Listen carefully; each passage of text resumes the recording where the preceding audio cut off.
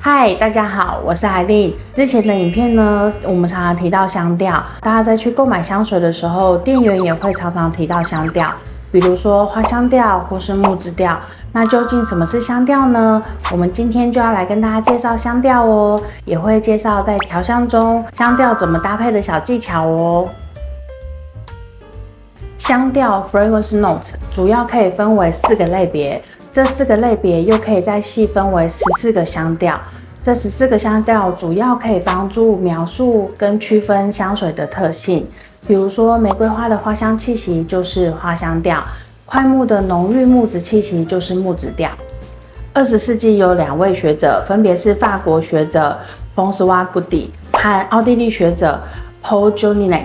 这2位学者呢，将香调整理出较具系统性的分类。直到1983年的时候，由澳洲学者 Michael Edwards， 他从麝香环中得到了灵感，创造了我们现在最常见也最常使用的香调轮 Fragrance Wheel。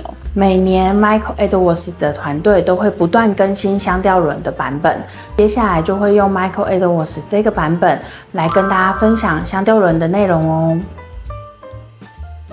Michael Edwards 的香调轮主要将香调分为4个大类别，分别为花香调、清新调、木质调，以及在2021年用东方调更换名称的琥珀调。这个部分又可以再分为14个香调，分别为花香调、柔和花香调、花香琥珀调、柔和琥珀调、琥珀调、木质琥珀调、木质调、甘苔木质调、干燥木质调、芳香调、柑橘调、水生调、绿意调、果香调。这4大香调和14个香调组成了我们现在最常见也最常使用的香调轮。之后我们也会有更详细香调轮的介绍影片哦。在调香中，为什么要知道香调轮呢？因为可以将花香调、木质调、清新调、琥珀调这4个香调互相的做搭配，就可以变换出非常多不同的香水气味哦。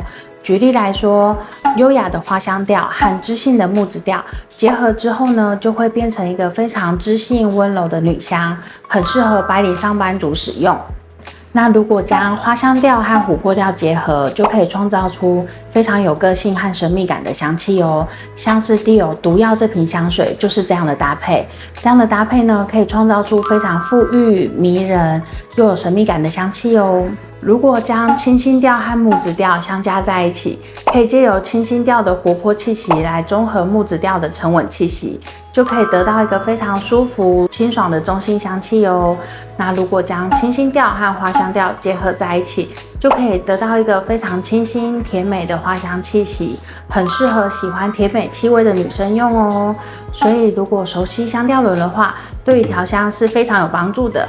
当然，香气的感受是非常主观的，香氛市场也不断的推陈出新，比如说最近很流行的美食调，也是蛮受欢迎的哦。所以在购买香水的时候，了解香调是为了让自己挑选到自己喜欢的香气，这才是香调最大的作用哦。接下来我们还会陆续介绍更多香调轮的相关知识，要记得订阅我们哦。